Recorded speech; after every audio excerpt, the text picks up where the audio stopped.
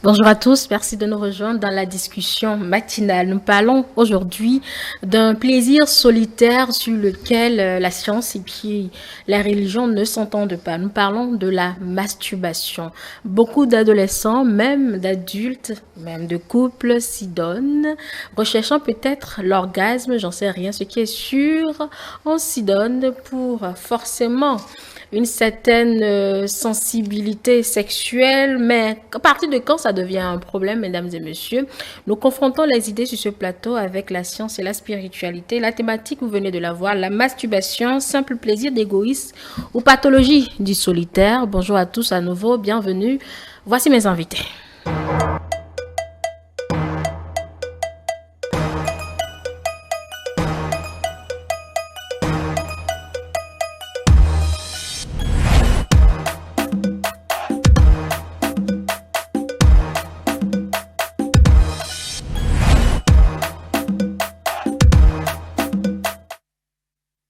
Godwin Dedalou, accompagnateur spirituel, bonjour. Bonjour Angèle. Vous allez bien? Très bien, merci. Et vous n'êtes pas loin de ressembler à Jésus là. La seule différence c'est que l'image qu'on nous projette, lui il est blanc et vous êtes noir. Bon, bonne arrivée. Merci. Professeur Dodi Magloa-Yevi, bonjour. Bonjour. Vous êtes urologue, andrologue. Oui, urologue, chirurgien, urologue, andrologue. Absolument, chirurgien, urologue, andrologue. Merci d'être avec nous ce matin. C'est un plaisir. Et un troisième invité, Monsieur Gordes Kodjosu Tchabi. Vous êtes sportif professionnel et également chrétien. Ah ouais. Bonjour. Bonjour. Merci d'être avec nous. Merci. Personne presque n'est étranger ou n'est étrangère à cette thématique parce que c'est d'actualité. Et si on n'en parle pas, eh bien, on entend beaucoup de choses là-dessus. On ne sait pas comment se faire son opinion et sa religion. On déconstruit donc tous les tabous autour. Alors, on va essayer de comprendre ce que c'est que déjà la masturbation. C'est vrai, dans ce clip, vous avez vu un peu le geste masculin qui est fait quand il s'agit de la masturbation. Docteur, oui. Le devoir vous appelle sur cette question. Alors, comment la science définit-elle la masturbation? La science définit la masturbation comme l'action de se procurer du plaisir sexuel en chatouillant les parties génitales. On distingue la masturbation masculine et la masturbation féminine. La masturbation masculine se fait généralement avec du liquide moussant. On frotte le gland et la verge pendant un certain nombre de temps jusqu'à la jouissance sexuelle, jusqu'à l'éjaculation pour être plus précis. Chez la femme, la masturbation va consister à stimuler la vulve, le clitoris, les petites lèvres, les grandes lèvres, jusqu'à la jouissance sexuelle. D'accord. Donc, c'est ainsi qu'on peut donc définir en termes simples et pratiques ce que c'est que la masturbation. Et on précise que évidemment ce sont les organes génitaux qui sont les organes génitaux, oui, bien sûr, appelés à l'œuvre pour cette pratique-là. Cette pratique, Alors, est-ce qu'il existe plusieurs formes ou bien il y en a une seule en matière de forme de masturbation? Oui, la masturbation peut être instrumentale, elle peut être digitale, elle peut être digitale au doigt. Ok. Digital au doigt, c'est-à-dire, rassurez-vous, c'est pas avec du matériel électronique à distance. Il n'y a pas de Bluetooth au niveau du sexe. C'est ce que j'ai compris tout de suite quand vous dites digital. C'est-à-dire avec le doigt, généralement avec l'index et le majeur, on frotte le gland, on frotte la verge, on fait des va-et-vient comme si on était à l'intérieur donc du vagin jusqu'à ce qu'on atteigne l'orgasme et c'est ça, la masturbation, c'est manuel. On peut donc s'aider parfois de matériel non digital, c'est-à-dire il y a des appareils où l'homme va introduire son sexe, c'est comme s'il était avec une femme. C'est aussi de la masturbation puisqu'il n'y a pas une femme qui est réellement en face. On peut associer cela à des images, érotiques, c'est-à-dire des vidéos pornographiques et tout. Tout est connecté.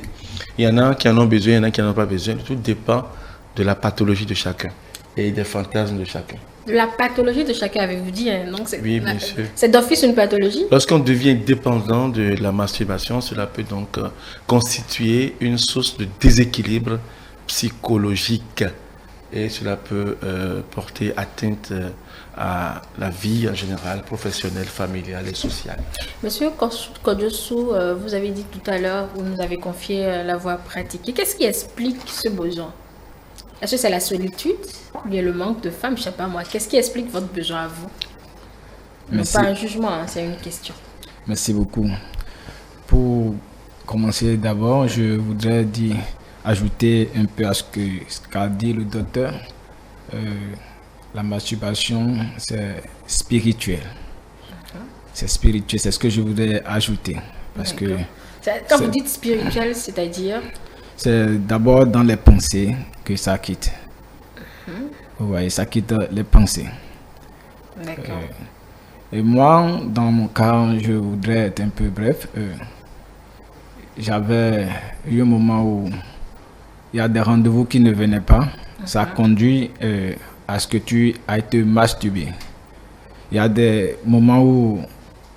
Le moment où moi j'ai beaucoup pratiqué, c'est quand j'avais reçu le Seigneur, j'avais rompu avec toutes les filles avec qui j'étais et je me voyais seul à des moments, des besoins de satisfaire mes plaisirs sexuels. Je m'adonnais à ce stade-là. D'accord. Donc, par envie et peut-être par ennui aussi? Oui, je pense bien. Bon, d'accord. Bon, lui, il a fait appel tout de suite à la spiritualité, au côté spirituel. Je sais pas si c'est une très très belle ouverture. Alors tout à l'heure, le médecin a parlé de pathologie. Effectivement, c'est une pathologie. Alors spirituellement, je pourrais avec le temps vous expliquer. Parce que les habitudes, quelque chose qui devient pathologique, il y a une interconnexion dans l'aspect invisible des choses. Nous, on voit les conséquences. Mais on ne voit pas le cheminement avant que les conséquences n'arrivent. Donc voilà un peu. Spirituellement, vraiment, la masturbation, c'est quelque chose à ne vraiment pas pratiquer. Parce que les conséquences sont énormes. Parce qu'il y a des choses qui vont arriver dans votre vie. Vous n'imaginez même pas que c'était juste un petit moment de plaisir au passage. Parce que ça ouvre des portes. Voilà, c'est une introduction. Après, je pourrais vraiment expliquer en détail comment ça se fait. Et comment à un moment donné, tu vas voir quelqu'un qui n'a plus envie de faire.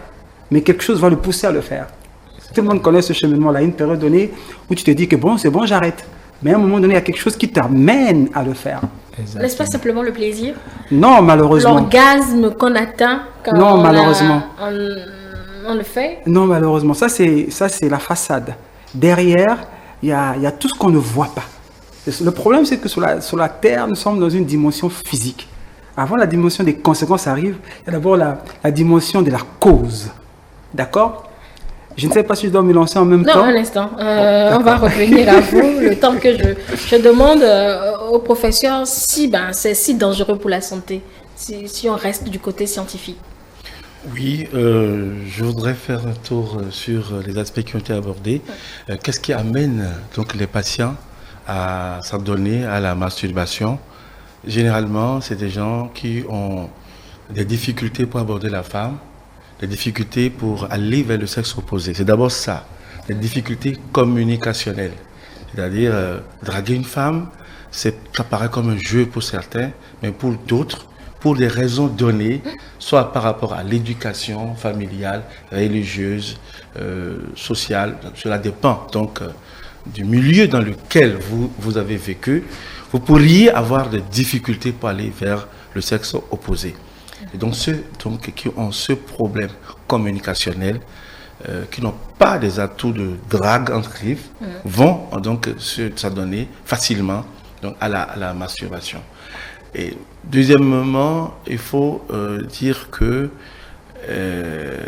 il y en a qui vont développer sur cette base-là, puisque quand tu commences par, tu fais l'expérience et que tu te trouves que sans une partenaire, tu arrives à te satisfaire et tu trouves plus facile d'avoir accès au plaisir en allant vers la masturbation.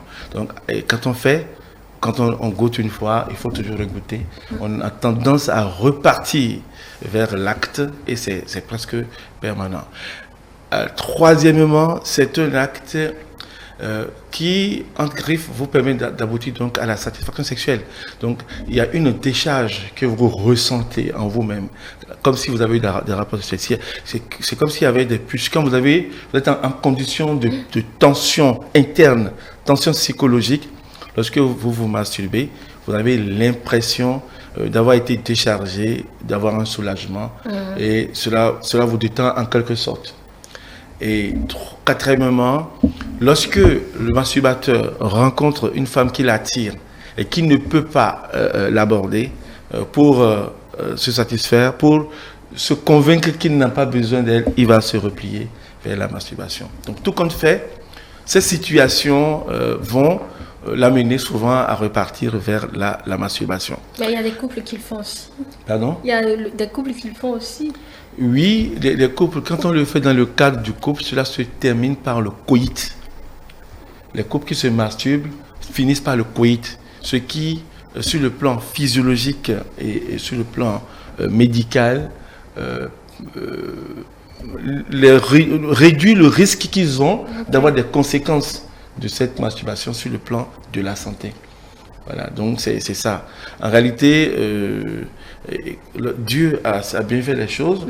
Je passe, c'est ce que le spiritualiste est là, mais comme nous sommes tous spirituels d'une façon ou d'une autre, Dieu, j'aime bien le dire, Dieu a su bien faire les choses, que lorsque vous avez des rapports sexuels normaux, sur le plan de la physiologie, les choses ne se passent pas de la même façon que si vous pratiquez la masturbation. Et donc, pour planter le décor, je vous dirais que lorsque vous avez des rapports sexuels, dans la journée, avant que le soir vous n'abordiez votre épouse, vous lui dites des mots doux, vous êtes belle, vous avez une belle chevelure, votre décolleté, ça me tue, vous avez un beau regard, tout ça, ça prépare la femme. Il y a des sécrétions qui vont se faire sur le plan physiologique, c'est établi ainsi. Ça prépare la femme à l'acte sexuel. Et vous-même aussi. Donc, quand le soir vous vous retrouvez, il y a plusieurs étapes. Vous allez chatouiller les zones érogènes pour stimuler les sécrétions de beaucoup de substances physiologiques utiles. Et vous avez le temps de vous préparer et vous montez graduellement vers l'orgasme avant que tout le monde ne soit satisfait. Donc, quand c'est fait ainsi, il n'y a pas de destruction. Mais lorsque l'homme se masturbe, ce qui se produit en réalité, il force l'extraction du sperme du testicule. Donc, je rappelle très vite la physiologie de la constitution du sperme. Le sperme est constitué de spermatozoïdes, donc qui sont produits par les testicules, l'usine testiculaire. Donc les testicules ont des acides cellulaires, des cellules qu'on appelle les cellules de Leydig, d'accord, qui sécrètent la testostérone, et ces cellules-là constituent le socle sur lequel se constituent les cellules de Sertoli, d'où vont émaner les cellules ancêtres des spermatozoïdes. Ce sont ces cellules qui vont se développer, les spermatogonies, qui vont évoluer vers la production des spermatozoïdes.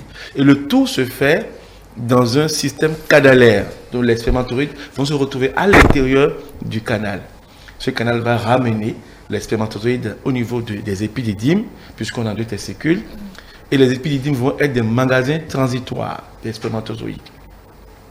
Ces spermatozoïdes, au moment où vous voyez une femme qui vous attire, qui vous plaît, vous avez vu ses yeux, son regard, sa forme, et vous êtes attiré, tout le magasin est stimulé et commence par préparer la sortie de l'usine des spermatozoïdes. Tout est établi par le créateur. Alors, maintenant, lorsque vous vous mettez en action, les spermatozoïdes vont se bousculer de l'épididyme jusqu'au niveau de la prostate. Arrivé au niveau de la prostate, ces spermatozoïdes vont recevoir la bénédiction des vésicules séminales, qui sont deux petites sacoches portées au dos par la prostate. Donc, ces vésicules déposent leur substance dessus, et arrivé à l'intérieur de la prostate, il y a de petites chambres à l'intérieur où les spermatozoïdes vont être déposés. Et justement, dans ces chambres-là, la prostate va déverser sa substance dessus, et c'est l'ensemble formé par les spermatozoïdes et toutes ces sécrétions, d'accord, qui va constituer ce qu'on appelle le sperme. Et au cours des rapports sexuels, lorsque tout se déroule normalement, la prostate va à un certain moment se contracter pour chasser le sperme dehors via le canal urétral à une vitesse de 45 km/h. Oh. Oui. Et le but de Dieu a prévu ça. Quand je dis Dieu, c'est parce que je suis croyant aussi. L'être suprême, ouais. Dieu a prévu cela pour que si les rapports sexuels se tenaient à ce moment-là et que dans un coït normal, le pénis, c'est dans le vagin que ça va se retrouver, et que les dieux de la fécondité, j'aime le dire ainsi, son rendez-vous, c'est que la glaire cervicale qui doit ramener les spermatozoïdes de l'intérieur du vagin vers l'intérieur de l'utérus récupéreront les spermatozoïdes pour les envoyer. Mais il faut que ça sorte à cette vitesse-là pour être projeté sur le col de l'utérus de la femme. Alors, la glaire amène les cellules germinales féminines masculines à l'intérieur du corps de la femme pour rencontrer la reine ovule qui, lorsqu'elle est prête, rencontre un spermatozoïde le plus virulent, forme un œuf, d'où vont être des journalistes comme vous, des médecins comme moi, et mon frère qui est à ma gauche. Oui. Vous voyez, c'est comme ça que ça se fait.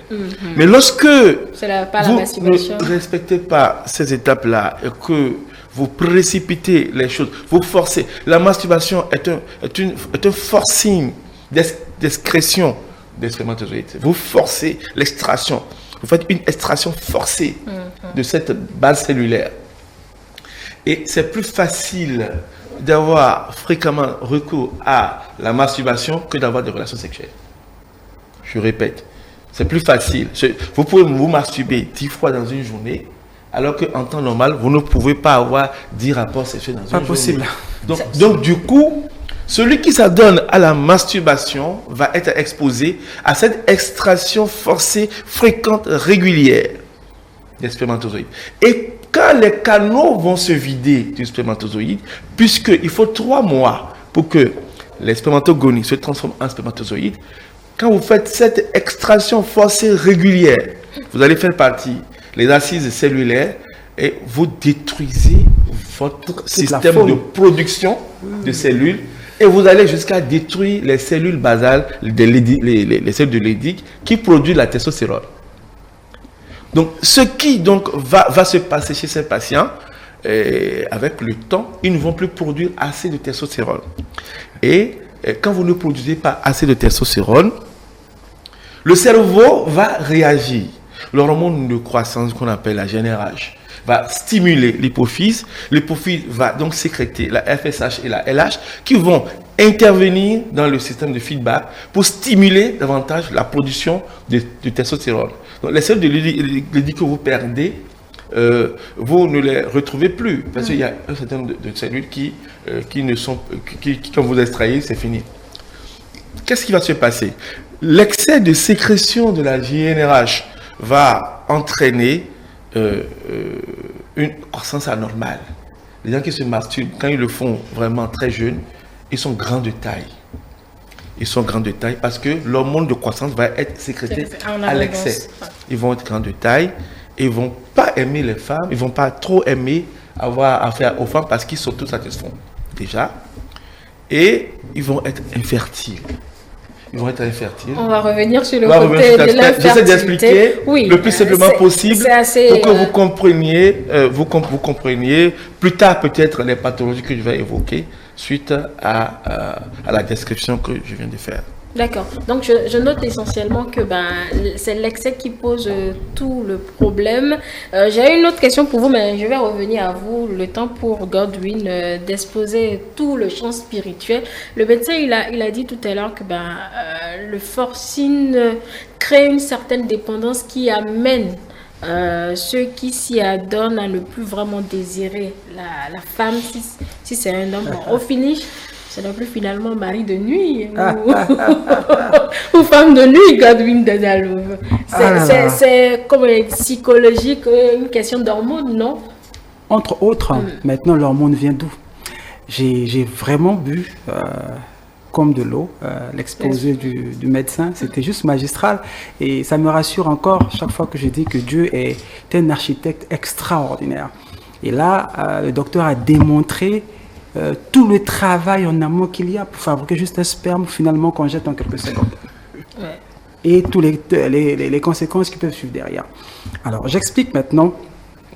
La dépendance, c'est quoi? La dépendance est que quand on fait quelque chose un certain nombre de fois, de façon métaphysique, cette chose-là est actée au bout de 21 fois. Parce que l'être humain a 3 dimensions. D'accord? La dimension physique, la dimension émotive et la dimension mentale. Et dans chaque dimension, il y a 7 étapes, 7 étapes, 7 étapes. Ce qui fait que dans les prières, on vous dira souvent, priez 21 jours, faites telle chose 21 jours. Quand vous faites 21 jours, ça acte dans les 3 dimensions. D'accord? Alors, maintenant, quand vous commencez à faire quelque chose, au bout de 21 jours, ça devient une habitude. Après, l'habitude devient une seconde nature. Oui. Donc, ça devient instinctif. Vous ne savez pas trop pourquoi, mais vous avez envie de vous masturber. Ça, c'est quand ce n'est pas encore très grave. Maintenant, là où ça devient compliqué, nous sommes énergie en fait. Ça, c'est la densité énergétique que l'on voit. À l'intérieur, il y a une âme qu'on ne voit pas. Et à l'intérieur encore, il y a l'esprit. Ça, au moins, je pense que ce sont des choses de base que tout le monde entend parler. Donc, partant de là, nous sommes d'abord énergie. Donc, à l'intérieur de la sémence de l'homme, cette sémence-là donne vie. Donc, au-delà de l'aspect physique, qu'est-ce qu'il y a derrière? Il y a l'esprit de Dieu. Donc, c'est hyper intense. Donc, c'est hyper recherché. Ça a plus d'énergie que même un bœuf qu'on sacrifie. Oui, parce que cette énergie-là donne la vie. Voilà pourquoi un métaphysicien sait que le sexe, c'est la vie. Or, la vie, c'est Dieu. Donc, Dieu, c'est le sexe. Bon. Donc, il ne faut pas jouer avec le sexe. Maintenant, cette énergie-là qui finalement devrait aller dans l'antichambre d'une femme, c'est la seule façon pour être protégé. Il faut que les gens le sachent. Si vous ne libérez pas votre sémence dans l'antichambre d'une femme et que vous le sortez à l'extérieur, vous êtes dans le pain. Pourquoi? Parce que dans les dimensions spirituelles, il y a une première dimension qu'on appelle le bas astral. Tout le monde entend parler d'astral, je ne vais pas aller trop loin. Dans le bas astral, c'est là où se trouvent ce que vous appelez les démons, les entités négatives. Ces entités-là, pour exister, il faut que sur Terre, quelqu'un ait activé quelque chose. Quelqu'un les ait nourris de quelque chose. D'accord? Même une pensée négative répétée très très très longtemps, ça donne vie là-bas à une entité. Et cette entité commence à se nourrir de cette pensée. Donc le sexe, quand on éjacule hors du corps d'une femme, c'est cette énergie-là que vous exposez. C'est de l'énergie. Donc ces entités de base astrale viendront se nourrir de ça. Mais cette énergie-là porte l'ADN de qui? Cette énergie porte votre ADN à vous. Et ça nourrit cette entité-là. Et cette entité-là, ça devient costaud. L'entité se dit, mais tiens, quand je viens visiter X, il me donne à manger. Donc finalement, l'entité commence à inciter la personne, même si la personne n'a pas envie, même si la personne ne ressent rien. La plupart du temps, les personnes qui ont cette pathologie vous diront que je n'ai même plus envie, je vais m'arrêter, mais je n'y arrive pas. La plupart du temps, c'est ce qu'ils disent. Parfois, il est là, il ne sait pas pourquoi, il s'est masturbé, et puis il y a les remords. Il regrette pourquoi. Parce que justement, l'entité maintenant commence à t'activer. Parce que si tu arrêtes d'éjaculer, lui n'a plus la sémence, donc l'énergie pour se nourrir. Voilà pourquoi sexe là, c'est dans le vagin de femme on doit éjaculer. Voilà pourquoi en spiritualité là, on dit là, faut te marier. C'est-à-dire, on veut, c'est pas qu'ils vont, c'est-à-dire, précipiter les gens à se marier parce qu'ils savent que les conséquences qu'il y a derrière là sont énormes. Donc voilà un peu de façon ramassée ce que je peux dire. Et en écoutant le professeur, je suis juste bluffé. Parce qu'à chaque fois que le professeur parlait, je veux dire le docteur, je percevais des choses que je connais spirituellement, mais je les voyais là expliquer physiquement. C'est juste magnifique. Donc il faut impérativement expliquer aux gens les dangers qu'il y a. Donc au bout d'un moment, si vous avez nourri une entité, si cette entité a une polarité féminine, cette entité estime que vous êtes son homme, si cette entité a une polarité masculine, cette entité estime que vous êtes sa femme. Donc, à partir de cet instant-là, vous n'êtes plus seul. Il va venir dans votre champ éthérique. Ça, c'est des explications, mais vraiment logiques. Tout est logique. Les gens disent, mari de nuit, comment ça? Non, c'est juste ça. Il va rester dans votre champ éthérique, c'est vous qui l'avez appelé. Donc, lui, il estime maintenant que dorénavant, vous devez la nourrir. Donc, à votre corps défendant, la nuit, même si vous ne voulez plus vous développer une volonté, vous allez avoir des pertes de liquide séminal. Voilà. Pardon? Vous allez commencer à perdre des liquides séminales, c'est-à-dire de façon forcée. Même si vous commencez à dire, vous ne voulez plus. Même si vous ne vous masturbez pas? Oui, en pleine nuit, ça va arriver. Parce qu'au-delà de tout, même si vous arrêtez, il faut maintenant faire des bains pour l'arracher de votre champ éthérique parce qu'il est accroché à vous. Bon, ça, c'est l'aspect spirituel que je voulais aborder. Et je suis très heureux parce qu'en général, quand je lis un peu sur Internet, les Occidentaux ont dit non, c'est bien, ça fait du bien. Mais enfin, j'écoute un médecin qui démontre que c'est la catastrophe.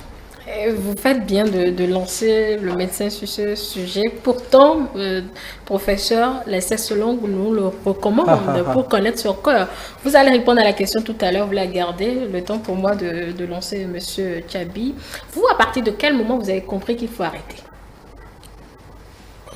J'ai arrêté au moment où j'ai commencé par constater en moi qu'il y a beaucoup de ratés. Il y a le retard dans l'accomplissement de ma destinée. Il y a eu des choses que je devais faire à certain âge et que je n'arrive plus à les faire. Et j'ai commencé à prier.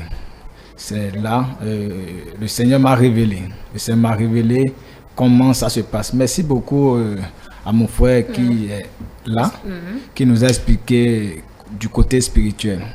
Le Seigneur m'a donné une définition. Il m'a dit la masturbation, c'est le fait d'adorer le diable. Et cela m'a vraiment aidé. Parce qu'à un moment donné, j'ai constaté que tout ce que je fais, c'est comme un esprit qui vient récupérer ces semences que j'éjaculais par terre. Et j'avais fait un voyage qui devait aboutir vraiment à un contrat. Et arrivé là-bas, avant de partir, j'avais eu ce rêve et j'avais ignoré. C'est arrivé là-bas, exactement de la manière dont les choses devaient se passer là-bas, c'était passé exactement comme un film qui se déroulait devant mes yeux. Arrivé, revenir au Bénin, j'ai commencé à prier. J'ai prié, c'est là le Seigneur a commencé par me révéler tout ce que j'avais semé. Et je dis encore, dans le sperme, comme ils ont déjà défini, mes définitions étaient un peu moins riches que ceux qu'ils ont donnés. Parce que, comme a dit le spiritualiste, il y a l'énergie que vous avez. Dans le sperme, il y a la semence. Cette semence, ça représente toute votre vie, toute votre destinée. Et cette semence, quand vous laissez partir, laissez en l'air, qui récupère cela? D'accord. Merci pour cet apport. Docteur, c'est à vous. Merci, merci à mon frère spécialiste. Et je vais dire qu'en médecine en général, la masturbation est admise. Elle est admise parce que, je donne l'exemple des patients à qui vous prescrivez de faire un spermogramme. Ils viennent pour une infertilité masculine. Des fois, tu leur dis, écoutez, je vous prescris un spermogramme. Le mode de prélèvement qui permet d'avoir le sperme, c'est la masturbation. Et on dit, c'est un péché. Je dis non, ce prélèvement est un prélèvement qu'on utilise pour checker votre santé. Ça, c'est pas ça qui est le péché. Mais lorsque ce n'est pas dans le cadre d'un bilan, d'accord, les sexologues recommandent que si on a envie pour diminuer la tension interne, de faire recours à la masturbation. C'est ce que les sexologues disent. Ils disent aussi pour mieux dominer son corps, comprendre ses parties érogènes, là où il faut stimuler. C'est ce qu'ils disent. Mais moi, personnellement, de l'expérience que j'ai eue de ma pratique professionnelle, je ne peux pas dire que l'utilisation de la masturbation est un bon moyen. Parce que j'ai plusieurs couples que je suis pour infertilité. Rassurez-vous, j'ai plusieurs couples que je suis et il y en a plusieurs chez qui j'ai fait le diagnostic de la masturbation comme étant la cause de l'azospermie de l'homme. Il y a des couples qui ont parcouru plein de médecins. Parce que je vous décris là. Définition de l'azospermie. L'azospermie, c'est l'absence totale de spermatozoïdes dans le sperme. Oui. Et j'ai plein de couples, on a cherché la cause partout, on n'a pas trouvé. Mais généralement, comme je connais, ce dont je vous parle, c'est des choses que j'ai découvertes par ma pratique. Ce n'est pas enseigné à l'école. Voilà. Une recherche. Ce n'est pas enseigné. Dans la pratique, quand vous êtes médecin, il y a des choses que vous découvrez par votre pratique médicale. Donc, du coup, ce que je vous dis là, ce n'est pas écrit dans un livre. Peut-être que vous allez finir par le faire. Peut-être que je l'enseigne à mes étudiants actuellement. Il faut le faire. Je l'enseigne à mes étudiants et je partage avec mes collègues. Ils ne sont pas toujours d'accord, mais j'ai des preuves que la pratique de la masturbation à long terme vous conduit à l'infertilité, des problèmes de couple, des échecs professionnels. Est-ce que ça crée aussi des problèmes érectiles? Ça peut aboutir à la difficulté. Lorsque vous n'avez plus assez de testostérone. Ah oui, vous n'avez plus assez de force, de dynamisme. La testostérone est l'énergie interne qui vous pousse vers le sexe opposé. C'est ça qui fait que la femme vous plaît. Et c'est quand la femme vous plaît que vous avez l'érection. Donc du coup, c'est tout un ensemble de troubles qui naît à partir de ce moment. Voilà. J'ai des patients qui, parce qu'ils pratiquent la masturbation à outrance, ils n'arrivent pas à se concentrer sur le plan professionnel. Ils n'arrivent pas à se concentrer quand ils ont un projet à exécuter. C'est-à-dire 1, 2, 3, ils font le coup et ça les fatigue physiquement. J'aimerais abonder là, parce qu'il a parlé de projet. 1, 2, ils sont fatigués parce que c'est la même énergie. Vous allez voir, la même énergie qui permet d'avoir un enfant, c'est la même énergie qui porte un projet. Parce que un projet est une naissance que vous donnez de la matière. Donc quelqu'un qui se masturbe, qui ne garde pas son énergie, donc son liquide séminal, ne peut pas aboutir de la matérialité, la cristallisation des choses. C'est aussi simple que ça et c'est hyper basique. Ce qui fait que dans les religions, les spiritualistes vous diront, ah, tiens, un projet, tiens, fais un jeûne de 21 jours, tiens, ne pars pas avec une femme quand le projet va se terminer. En réalité, c'est quoi? On fait une rétention énergétique. Pourquoi quand on vide son liquide séminal, pourquoi on est fatigué? Si ce n'est que ce liquide-là qui sort, c'est qu'il y a autre chose qui sort. Pourquoi on est fatigué, docteur? On est fatigué parce que, à force, quand vous sortez cette extraction de sperme, cette extraction forcée de sperme, c'est de l'énergie que vous consommez. On dit entre griffes que lorsque vous éjaculez une seule fois, c'est comme si vous avez fait 25 km à pied. Bien. C'est quand même de l'énergie physique. C'est une allusion qui dit tout. Et imaginez quelqu'un qui éjacule, qui fait une masturbation 10 fois dans la journée. Le matin. C'est faisable 10 fois. Mais les gens le font. 10 fois. Si. C'est énorme. Oui, c'est ça, c'est malheureusement ça. Et ceux qui pratiquent cela à outrance, à long terme, vont avoir de tout petits testicules. La taille de leur verge va se réduire. Non. Je suis t'assure. Puisque ils rentrent dans ce qu'on appelle l'hypogonadisme périphérique. C'est-à-dire les hormones masculines qui sont sécrétées par les testicules, qui sont considérées comme les gonades périphériques, ne sont plus sécrétées normalement. Donc, ils rentrent dans... C'est comme si ils sont âgés, les testicules ne fonctionnent plus bien, donc ne sécrètent plus assez de testostérone, parce qu'il y a aussi ça chez les sujets âgés, qu'on appelle le DALA, le déficit androgénique lié à l'âge. Le testicule ne sécrète plus assez de testostérone. Donc, c'est ça qui explique que quand on est âgé, on a des faiblesses sexuelles, on n'a pas ces directions et tout, et on est obligé de les accompagner. Voici un jeune de 25 ans. C'est trop tôt. Mais j'ai des patients de 18 ans qui ont des problèmes d'érection. Et quand tu interroges, c'est qu'ils ont pratiqué la masturbation toute leur jeunesse au collège et tout ça. Aujourd'hui, là, ils sont dans une banque, ils sont bien. Mais docteur, n'est-ce pas normal que quand on est adolescent, on s'adonne à cette pratique? Ça, c'est une question. Est-ce que c'est pas normal? En tant que parent d'enfant, je me mets dans cette peau plutôt. En tant que parent d'enfant, je ne recommanderais pas à mes enfants donc de pratiquer la masturbation. Pourquoi? Il paraît que ça permet de, comme on dit, d'éviter l'éjaculation précoce. Non, qu'est-ce que l'adolescent a à faire avec l'éjaculation précoce? Oui, je prépare à être athlétique. Mon père disait que lorsque vous vous pressez de laper une sauce lorsqu'elle est chaude, quand elle va se refroidir, vous en ignorez le goût parce que la langue aura été brûlée. Donc, ce que moi j'enseigne à mes enfants, vous gardez votre calme, votre tour va venir bientôt. Chacun a son tour. Quand votre tour va venir, vous allez avoir la femme de votre vie, vous aurez tout le temps de pratiquer la sexualité. Il ne faut pas se presser, il ne faut pas mettre la charrue devant les bœufs. Il faut attendre le temps, le bon moment pour le faire.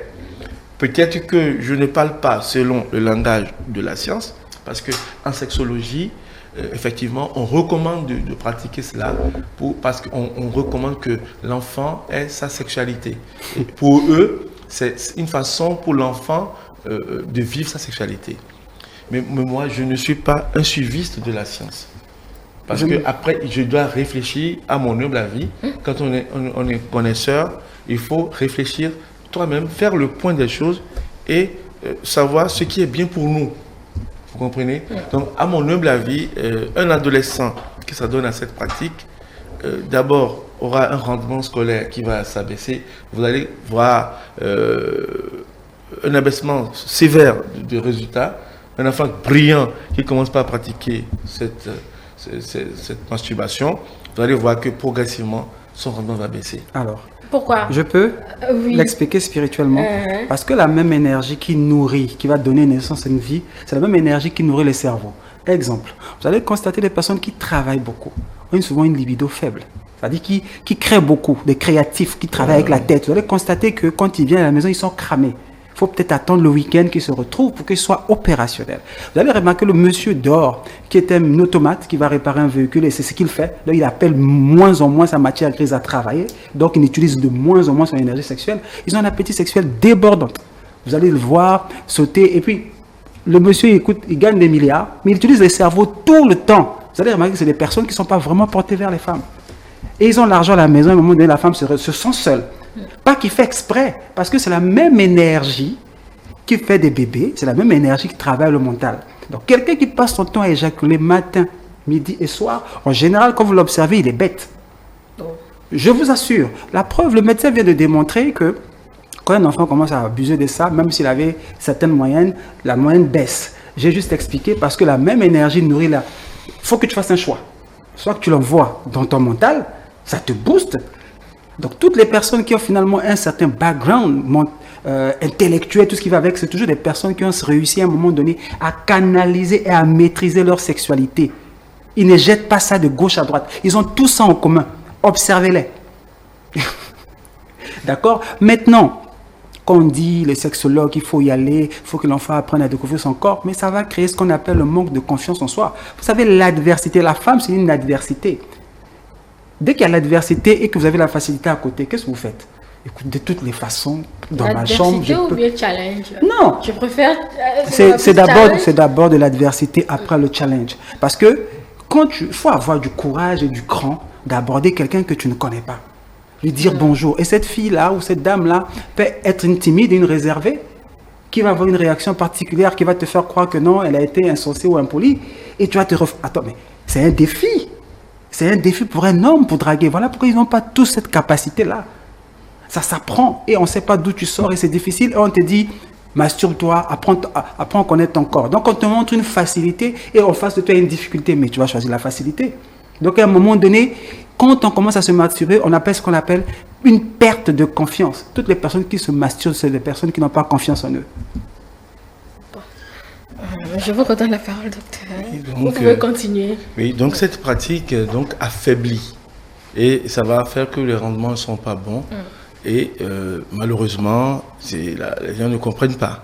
Il y a aujourd'hui, lorsqu'on parle de la masturbation, on pense qu'elle n'est que masculine, mais elle est aussi féminine. Tout à fait. Et j'ai rencontré plusieurs femmes qui pratiquent cette masturbation et qui ont avoué que la conséquence de cette masturbation dans leur vie affaiblit aussi leur capacité intellectuelle quand elles abusent vraiment.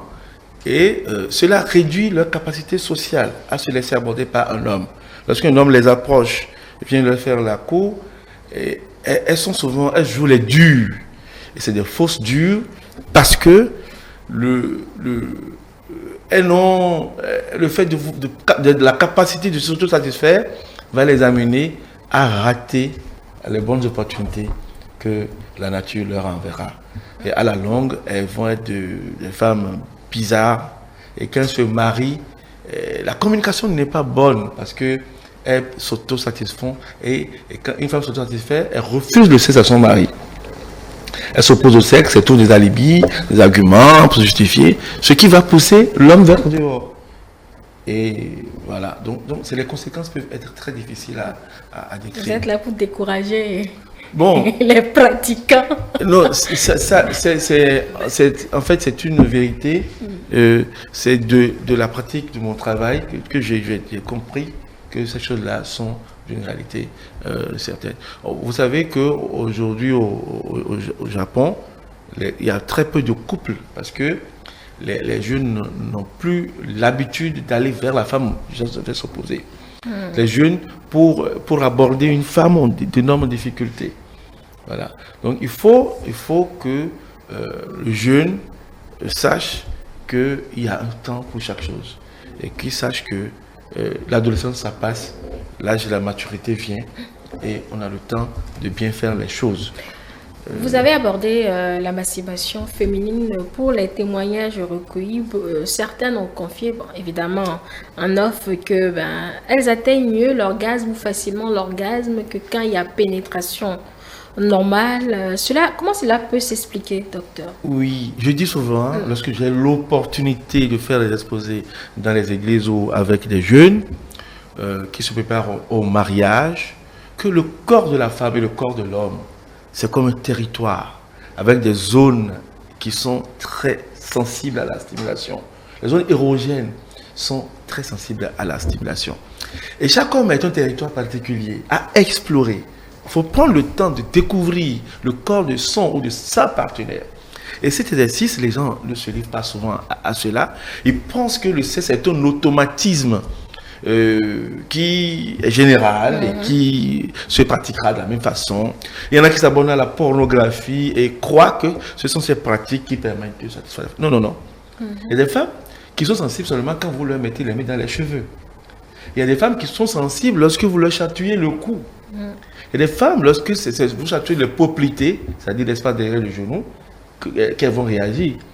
Il y en a, c'est les seins, il y en a, c'est l'ombilic, il y en a, c'est le pubis, il y en a, c'est la vulve, il y en a, c'est le clitoris. Il y en a, c'est au moment des rapports sexuels même. Donc, il faut découvrir le corps de sa femme. Il faut rechercher. Et cette recherche elle doit être permanente, continue et perpétuelle. Le corps de son partenaire, vous devez y chercher. Parfois, c'est après plusieurs années que vous découvrez un nouveau point. Et il y a la façon de stimuler la vulve, d'accord, qui peut varier d'une femme à l'autre et qui lui permet d'avoir l'orgasme. Donc, du coup, il faut savoir ce qui convient à votre épouse. Il faut rechercher. Vous devez échanger avec votre partenaire. Qu'est-ce que tu aimes? Qu'est-ce que tu n'aimes pas? Il y en a qui vont... vous savez, j'ai beaucoup de patients et chez qui vous allez avoir des fractures du pénis parce que la partenaire tire la veille dans tous les sens, elle tord la veille dans tous les sens. Or, c'est des canaux, d'accord, c'est des canaux qui doivent... Il y a os dans le pénis. Pardon? Quand vous avez parlé de fracture, oui, est-ce qu'il y a un os dans le pénis? Il y a ce qu'on appelle, dans le pénis, il y a 3 tuyaux. Il y a 2 tuyaux qu'on appelle les corps caverneux et il y a le corps spongieux qui abrite le tuyau qui ramène les urines vers devant qu'on appelle l'urètre. Mais lorsque vous balancez la veille de votre partenaire à gauche, à droite, comme vous voulez, pensant lui donner un plaisir, en réalité, vous lui faites mal. Et s'il est en érection, vous pouvez créer une rupture des corps caverneux qu'on appelle la fracture du pénis. J'en suis spécialiste, j'opère cela. J'ai déjà opéré beaucoup de patients dans ce cotonou. Donc, il faut savoir faire la fellation. Et à force de le faire, il crée des micro-fractures qui vont se consolider, donc faire des plaques qui vont entraîner plus tard une déviation de la verge en érection. Voilà. Oui, donc il y a qui entrent en érection et la verge se tord. C'est pas normal. C'est nous qui opérons ça, nous pouvons vous redresser ça si vous l'avez. C'est notre boulot de le faire. Donc, tout ça, c'est l'ignorance de la sexualité. Donc, je préfère encore qu'on enseigne aux gens comment tenir proprement les rapports sexuels. Je me dis que c'est la mauvaise conduite des rapports sexuels qui entraîne les déviations sexuelles, parfois même dans le couple. Le fait que la femme aille dehors, l'homme aille dehors, parfois c'est lié à cela. Parce que les rapports sexuels ne sont pas bien conduits. D'accord. Il faut les conduire et découvrir ce que l'autre aime. Donc, la femme, je reviens à la question, pourquoi est-ce que la femme a l'impression qu'elle atteint mieux l'orgasme lorsqu'elle s'autostimule? C'est parce que c'est elle qui ressent son corps. Elle sait ce qu'il faut stimuler et elle stimule cette partie pendant longtemps et elle a le résultat. Il suffit qu'elle dise à son partenaire, c'est comme ça que ça me fait du bien. Et lui, il va procéder et on aura le même résultat. La Donc, femme qui nous a confié cela, elle est même dit que dans la recherche de cet orgasme, par exemple, eh bien, quand elle finit le repas social normal pour ne pas sevrer son mari du sexe, eh bien, elle se donne maintenant à la masturbation pour pouvoir avoir aussi ce plaisir. Oui, en sexologie, c'est admis aussi, mais en réalité, c'est un problème parce que le jour qu'elle va rencontrer un homme qui arrive à lui faire cette simulation, elle va lâcher son mari ou elle va commencer par le tromper. Autant dire, montrer à son mari ce qui lui fait plaisir et c'est préférable que l'homme stimule sa femme jusqu'à l'amener à l'orgasme avant l'introduction de son sexe dans son sexe. D'accord. Oui. D'autant plus que le sperme va toujours dans le vagin. Quand la femme éjacule, ce sera la même chose. Enfin, pas éjacule, se masturbe, j'allais dire. Ce sera la même chose, Godwin. Oui, elle aura le même problème. Alors, mon cher ami, dites-moi, vous, puisque c'est une certaine dépendance de laquelle on n'arrive pas à se départir, quel a été votre secret pour complètement mettre un terme à cela? Merci beaucoup. Vraiment, je suis vraiment sidéré d'être sur ce plateau parce que à côté de moi, j'ai un docteur qui a bien expliqué la masturbation, les conséquences que moi-même j'avais recherché que je n'avais pas des réponses à cela. Et de l'autre côté, il y a aussi un spiritualiste qui a bien aussi donné des définitions, les conséquences. Bon, revenons à la question. Moi, pour finir complètement ça, c'est pas la délivrance que j'ai été à l'église, à la délivrance, par la prière. Okay. Et c'était pendant un camp de la jeunesse et qu'un pasteur était venu, il a prié pour moi. Il a prié pour moi. Après cela, à chaque fois quand j'ai envie de me retomber dedans, je commence à lire la Bible. Je commence à faire la méditation. J'occupe mon cerveau à ne plus aller dans ces images, à ne plus voir les choses qui peuvent m'exciter à avoir l'envie. Je lis ma Bible, je mets une chanson gospel et je commence à danser. Même dans la nuit, si c'est dans la nuit? Oui, dans la nuit, je peux allumer mon portable. J'allume mon portable et puis je sors. Soit je sors et je commence par faire le sport parce que je suis sportif. Je commence par faire les abdos, tout ce qui peut m'occuper à ne plus penser à cela. C'est tout ce que je fais. Et Dieu merci. Et actuellement, je suis aussi dans la délivrance et j'ai eu des cas qui sont venus et j'ai entendu. Ce n'était pas des choses racontées. Si j'avais su auparavant, personnellement, je n'allais jamais pratiquer cela. Parce que, comme l'a dit tous ceux qui m'ont précédé, c'est tellement, tellement grave de pratiquer cet acte. D'accord. Alors, Godwin, il a également dit que, au-delà des projets personnels, c'est un handicap pour la vie de la personne. Vous avez quelque peu expliqué, mais je veux comprendre ce mécanisme qui te gâche pratiquement entièrement ta vie, parce qu'on va prétester que c'est la masturbation. Alors, j'ai expliqué tout à l'heure qu'il y avait deux axes. Le premier axe, c'est que quand vous pratiquez la masturbation, vous déposez votre liquide séminal à l'air. Et du coup, vous pouvez contracter inconsciemment un pacte involontaire avec des entités de base astrale. Et ces entités ont pour rôle de vous empêcher d'évoluer. Ils ne vous empêchent pas. Le problème, c'est que c'est cette énergie-là qui vous permet de vous réaliser. Maintenant, ils mangent ça. Ils nourrissent, c'est ça. Ils se nourrissent de ça. Parce que l'énergie en question fonctionne comment? L'énergie en question, il y a l'énergie mâle et l'énergie femelle. Donc, il y a l'énergie active. Active, c'est comme l'électricité. Il y a l'énergie passive qui est magnétique. Donc, dans cette énergie-là qui crée cette vie-là, si vous en avez beaucoup, vous attirez. Moins vous en avez beaucoup, moins vous attirez. Donc, quand vous avez une certaine hygiène de vie, quand vous êtes debout quelque part, même si vous êtes en culotte, en tapette, en t-shirt, les autres viennent dans les grosses voitures, c'est vous, on regarde. C'est cette énergie-là, justement. C'est là-bas que ça reste. Ce qui fait que quand une jeune fille est encore vierge, pourquoi les tontons courent après? Parce que cette énergie-là est encore en abondance. Or, avec une certaine hygiène de vie, on peut en avoir en bonne quantité. D'accord? Donc, quand vous commencez à faire ça, eux, ils viennent s'y accrocher. Vous les nourrissez, ça leur permet d'être au top là-bas, tout et tout. Donc, ils vont venir chaque fois maintenant vous inciter à le faire. Ça, c'est cet aspect-là. Deuxième aspect, si vous êtes en train de vider ça, quand est-ce que ça va travailler pour vous? Donc, vous allez être de genre à avoir beaucoup de projets qui avortent. Vous commencez, ça n'aboutit pas. Parce que quand on porte un projet, Spirituellement, on appelle ça de la vision. Et dans la vision, là, il y a un truc qu'on appelle Keter, on appelle ça la volonté. Et cette volonté-là n'est boostée que par la même énergie. Parce que cette énergie-là donne vie physiquement, et cette énergie-là donne vie dans l'imagination. Ce qui fait qu'on imagine d'abord. Donc si ce n'est pas assez, vous ne pouvez rien réaliser, à moins que vous partez faire gris-gris. Même quand vous mettez à côté, c'est-à-dire vous dites, je vais faire 3 mois, 4 mois en mode prière, tout et tout. En réalité, c'est l'énergie de Dieu qui augmente en vous. Et cette énergie-là, c'est juste l'énergie du sexe. Vous comprenez? C'est là qu'ils passent leur temps dans les religions à dire l'abstention, hein, on va jeûner. Ce n'est que ça. Parce que quand vous jeûnez, vous vous privez de certains aliments lourds qui ralentissent votre taux vibratoire. Donc, vous commencez à vous alléger. Maintenant, si vous ne jetez pas votre liquide, ça devient beaucoup. Donc, dès que vous pensez à quelque chose, ça vient. C'est aussi simple que ça. Donc, quelqu'un qui jette son liquide séminal tout le temps a déjà un problème.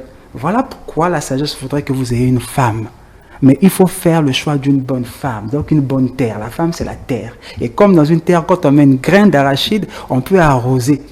Quand on arrose, ça pousse. Donc quand vous tombez sur une bonne femme qui est équilibrée, une bonne terre, soit vous donnez votre liquide séminal en elle, elle vous fait un bébé. Et si vous ne voulez pas faire un bébé, que cette femme à côté de vous, et l'énergie que vous avez va accélérer la matérialisation de ce que vous souhaitez. Mais si vous n'avez pas énergie là, et que vous jetez là, vous n'irez nulle part, à moins que vous partez faire gris-gris. Et le gris-gris consiste à quoi? C'est toujours la même énergie que recherche. On sacrifie un bœuf. Parce que cette même énergie-là se trouve dans le sang. Le liquide séminal, c'est le sang raffiné. Voilà pourquoi ça a plus d'énergie que tous les bœufs que tu peux sacrifier. Je dis bien tous les bœufs que tu peux sacrifier parce que dedans, à l'intérieur, et à la quintessence de la vie qui suit. Pourquoi l'enfant vient, l'enfant te ressemble? Parce qu'il a tes gènes. Merci, il y a ton ADN. Oh, il y a aussi ton ADN ancestral. Donc imagine la force qu'il y a dedans. Voilà pourquoi tous les spiritualistes qui pratiquent la magie noire courent après. Parce que sans ça, tu ne réalises rien. Donc soit, exemple banal, si tu veux en avoir beaucoup, il faut pratiquer du sport. Ça c'est un. Ça renforce ça énormément. Il faut voir un peu ton alimentation.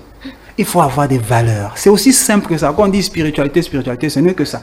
Donc, dès que vous gérez bien votre sexualité, vous avez une bonne alimentation et que vous avez des valeurs, il n'y a rien à faire, vous allez réaliser rapidement. Maintenant, si vous ne voulez pas respecter ça, parce que justement, ça demande une certaine rigueur, une certaine discipline, j'en préfère la facilité. Donc, ils vont faire quoi? Les cas que je rencontre, ils vont faire des petits rites, ils vont mettre des trucs sur eux, ils couchent avec la fille, ils pompent.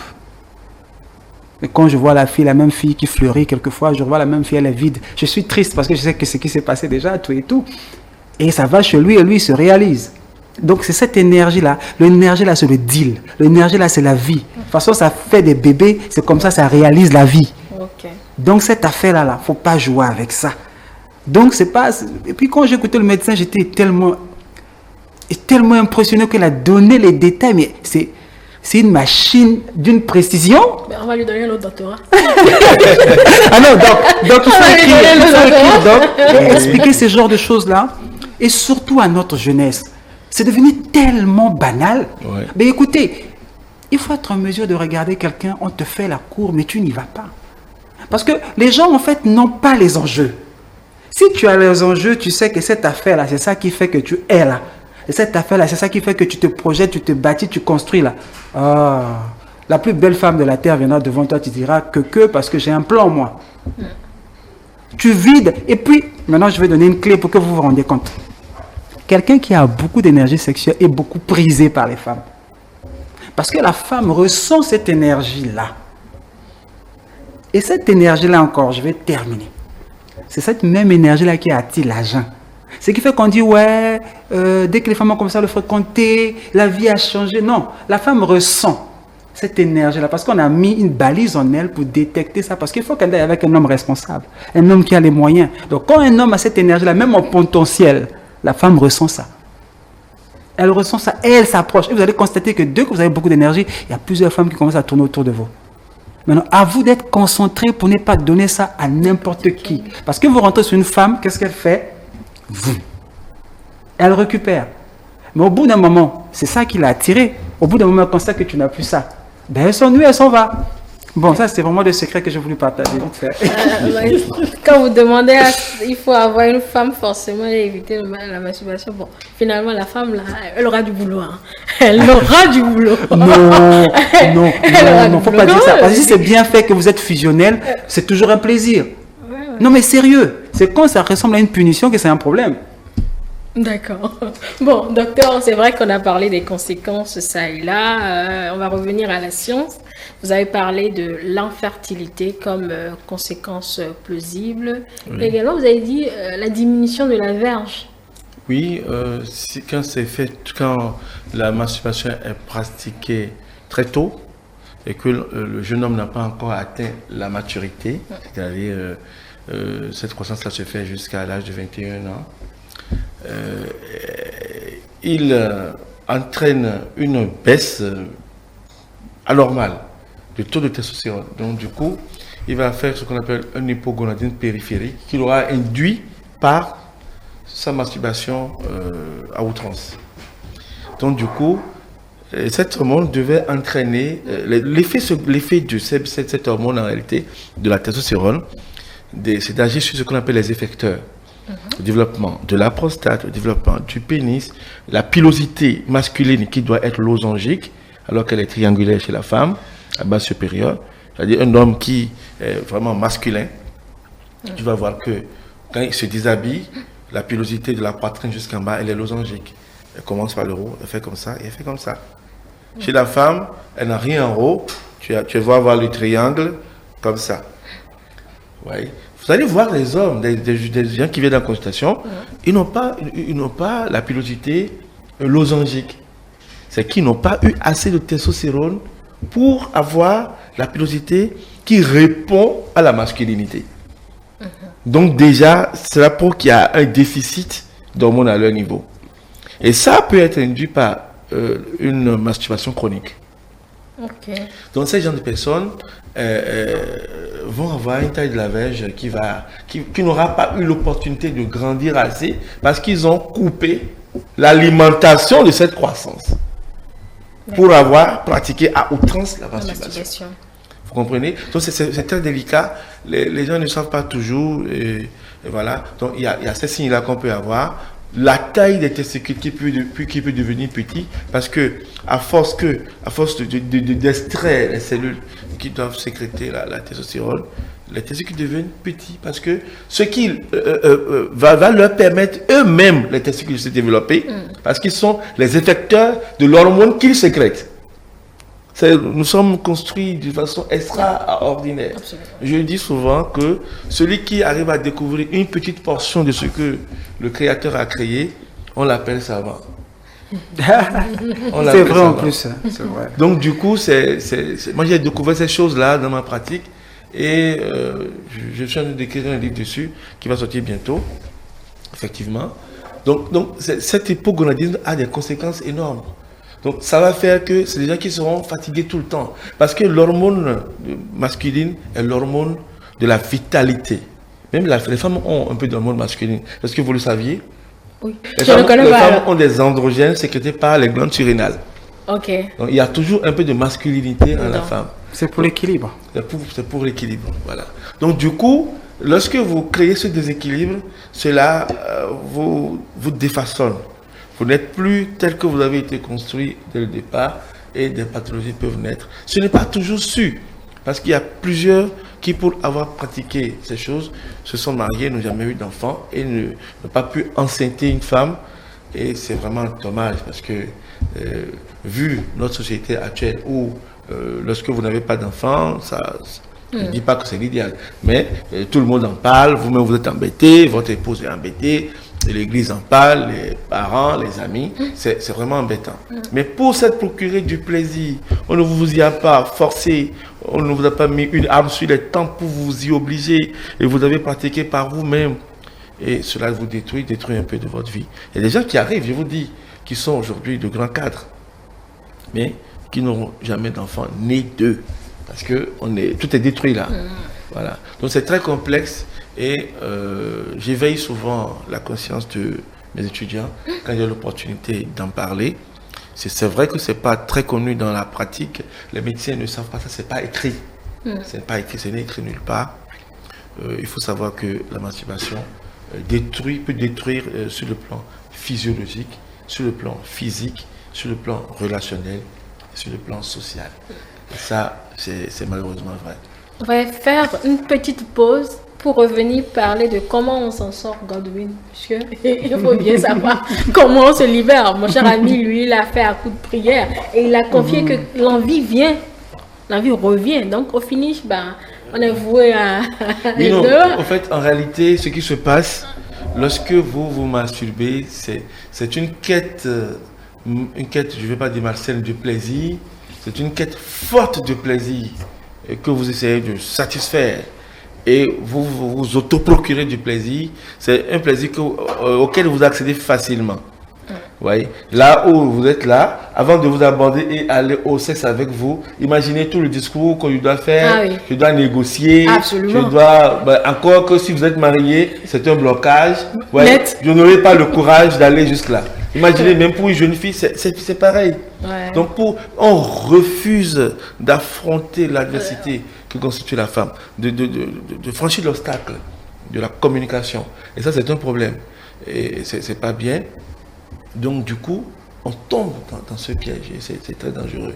Et quand vous le faites, vous tombez dans ce qu'on appelle la dépendance.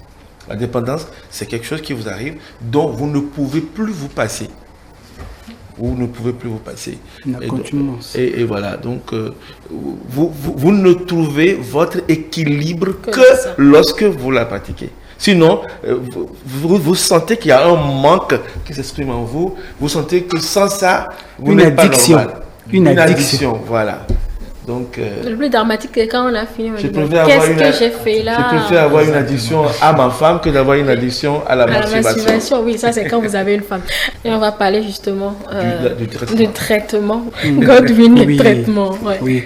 Alors moi, je ne peux pas proposer un traitement. Je pense que le médecin est là, il va s'en charger. Mais le traitement va quand même agir dans l'aspect physique des choses.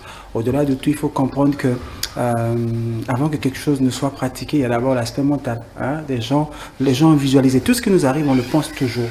On l'imagine toujours. Les gens ont tendance à oublier cet aspect de choses-là.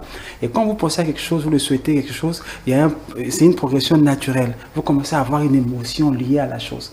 Voilà pourquoi déjà, pour commencer, et quand il y a une émotion liée à la chose, ça veut dire le mal, le feu qui est dans la tête, a pénétré la féminité qui est dans l'émotion. Et tout de suite, on passe à l'action. Il faut éviter, donc pour commencer, par exemple, tout ce qui peut vous inciter à aller vers ça. Donc, ne nourrissez pas vos yeux avec des images érotiques, des trucs pornographiques que vous regardez de gauche à droite, parce que dès que l'énergie commence, le docteur a expliqué, hein, c'est le sexe avec son époux, son épouse, c'est ensemble, ça se prépare. Et les énergies montent, jusqu'à ce que vous atteigniez l'orgasme. C'est pareil pour ces choses-là. Quand vous commencez à tomber sur les films X, les films porno, ça déclenche quelque chose. Et quand ça déclenche, c'est une énergie tellement puissante que vous êtes dans le pain, quoi. Comme disent les jeunes, ça va aller jusqu'à sortir. Si ça ne sort pas, c'est mort. Voilà pourquoi quand on est au couple, voilà, on commence à parler à son épouse et tout et tout. Donc déjà, il faut éviter d'aller vers ces choses-là, d'aller regarder ça. Ah, c'est un. Deux, si vous avez déjà commencé, vous avez l'habitude et que l'envie arrive, vous allez tout de suite faire un remplacement. On appelle ça reprogrammer son cerveau. D'accord? Donc, s'il y a une envie, c'est ce que l'autre a fait, le monsieur, c'est ce qu'il a fait. L'envie arrive. Si naturellement vous partez prendre votre liquide et votre papier hygiénique, par exemple, vous ne ferez pas ça. Vous allez, par exemple, sortir, aller marcher. Parce que devant les gens, vous n'allez pas vous masturber. Donc, il faut maintenant éviter de créer les conditions qui vous amènent à vous masturber. Maintenant, ça, c'est l'aspect naturel parce que vous êtes en train de changer le réseau neuronal qui a été créé, qui a créé cette habitude et cette dépendance-là. Donc, il faut chaque fois faire des remplacements dans les habitudes. Si vous êtes dans un environnement qui peut faciliter ça, vous évitez l'environnement, vous quittez là. Maintenant, il y a un aspect. En métaphysique, tout ce qui est addiction est toujours déclenché par une entité. C'est différent des habitudes. Parce qu'addiction est liée avec négativité. Je parle sous le contrôle docteur. Bien sûr. Voilà. Quand il y a addiction, il y a une entité qui se nourrit de cette addiction-là. Donc, chaque fois que vous faites ça, vous nourrissez cette entité. Donc, moi, en tant que métaphysicien, j'ai créé les circonstances et les conditions. En général, les entités liées au sexe, c'est les entités de l'eau. La preuve, dans le liquide séminal, c'est de l'eau. D'accord? C'est des entités de l'eau. Donc, il faut savoir quelle est l'entité, qui est l'entité, et vous faire des rites de purification, de dégagement et de révocation. Voilà un peu ce que l'on peut faire de façon métaphysique. Ça, c'est vraiment spirituel. Et voilà ce que je peux aborder. Je voudrais dire, moi, ce que j'ai fait, j'avais déjà un peu partagé. Mais il faut savoir que la Bible dit que quand il y a un démon qui est là, que vous chassez ce démon, quand il sort et cette maison est vide, ce démon va chercher encore cet autre démon plus grand que lui pour venir habiter cette maison si cette maison est vide. Vous voyez? Donc ce que j'ai fait, je peux suggérer encore, est que quand quelqu'un passe par ce moment, il peut méditer. Et il y a le combat de la foi. Ce combat de la foi, c'est changer des pensées. Quand tu commences par avoir envie, commence par méditer, et les paroles de Dieu commencent par remplacer par l'envie qui vient. Vous voyez? Comme on l'a dit, le thème, je ne maîtrise pas, mais de mon côté, je peux dire c'est le combat de la foi. C'est remplacer toute idée qui t'amène vers ce plaisir et commence par planter la parole de Dieu dans ta tête. Tu vois que là, je suis, comment dire, l'environnement peut m'emmener vers la chose. Je quitte et je m'adonne à des choses qui occupent mon cerveau. Vous voyez?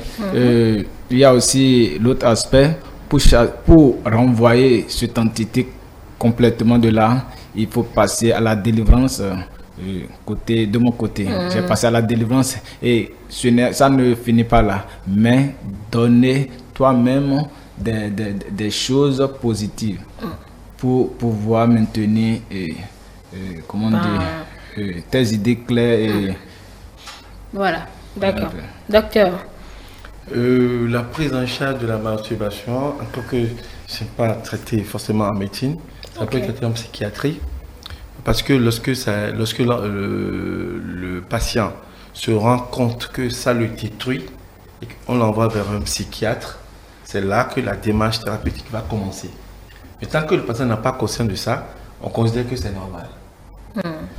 Mais la bataille thérapeutique contre la masturbation est une bataille difficile, je dois le dire, très difficile à gagner. Et cela passe par plusieurs étapes. La première étape, il faut qu'ils se rendent compte, qu'ils prennent conscience de l'autodestruction dont est responsable cette masturbation dans sa vie. Il faut que le patient soit conscient et qu'il reconnaisse cela, qu'il admette cela. Donc, dans le processus de psychothérapie, il faut réussir à le convaincre. Il faut que lui-même soit convaincu, d'abord, que c'est cet acte-là, cette pratique-là, qui est en train de le déstabiliser, de le détruire. Et puis voilà.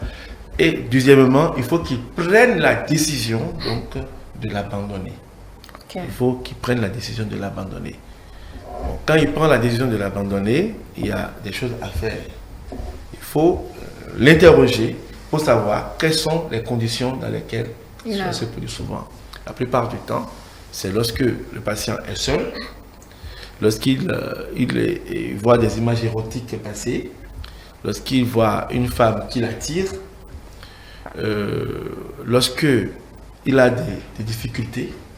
Il y a des gens, lorsqu'ils ont des soucis, lorsqu'ils sont déprimés, leur façon de congédier leur dépression, c'est la masturbation.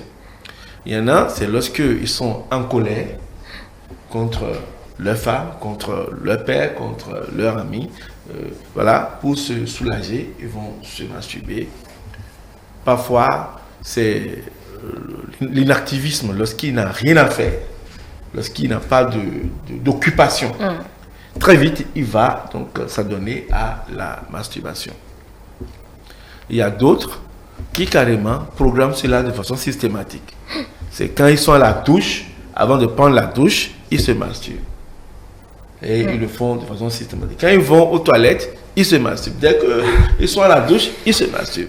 Donc c'est en fonction de chacun Donc, il faut poser des questions aux patients pour identifier les éléments, les conditions qui favorisent donc cette pratique-là et l'amener donc à éviter ces circonstances favorisantes.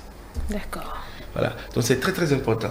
Donc ça prend du temps et il faut savoir que ça évolue à plusieurs étapes.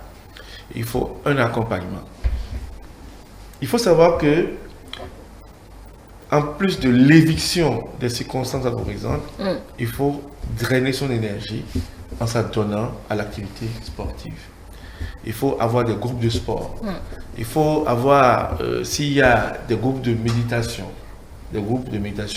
où vous allez méditer, ou de partage de connaissances, des activités intellectuelles, où vous retrouvez des gens que vous admirez, d'accord, avec qui vous faites des partages de sujets, vous faites des débats. Ça peut vous aider à vous déconnecter. À autre chose. Généralement, vous allez commencer et on demande au patient d'avoir un calendrier dans lequel il marque chaque fois qu'il a été contraint, de son intérieur à procéder à l'acte, il marque. Et vous l'évaluez au fur et à mesure par rapport à la fréquence de masturbation. Et des fois, vous réussissez complètement à régler le problème. Et boum, un jour, il est déprimé, il a un gros problème. Il fait encore la chose et il rechute. C'est pas facile. Donc, c'est pas. Mais d'abord, il faut savoir que c'est une décision personnelle. On ne vous y contraint pas. Si on vous dit, ce n'est pas la peine de vous y contraindre parce que à tout moment, quand vous êtes seul, vous pouvez opérer. Il y en a qui vont même vous faire croire qu'ils ont abandonné alors qu'ils ont poursuivi. Voilà. D'accord. Et c'est aussi valable pour l'homme que pour la femme. La femme, autant ça fait mal chez l'homme, autant ça fait mal. Mais ça fait plus mal à l'homme que chez la femme. Ok, voilà. D'accord. Ben, merci à chacun de vous. Je retiens que la masturbation maintenant est dangereuse autant au niveau de la science qu'au niveau spirituel. Et il faudrait l'éviter. C'est quand c'est fréquent, quand ça devient une addiction que c'est vraiment dangereux. Donc, si c'est une fois en passant, docteur, scientifiquement, il n'y a pas d'histoire, mais spirituellement, vous nourrissez des enfants qui s'accrochent. Voilà, donc chacun n'a qu'à faire son choix. Et pour vaincre cela, d'autres ont conseillé la Bible. Il faut lire la Bible, en tout cas s'occuper l'esprit. C'est l'objectif. Faire du sport, faire de la méditation, participer au groupe de méditation, c'est vous que vous voyez. Mesdames et messieurs, voilà un peu ce qu'il fallait dire sur notre thématique du jour. Merci vraiment à vous, chers invités, d'avoir répondu à cette thématique. Mesdames et messieurs, c'est tout pour aujourd'hui. On va se retrouver demain, si Dieu le veut, ou tout au notre programme. Vous pouvez suivre tous nos programmes sur nos canaux digitaux. Très belle journée à tous.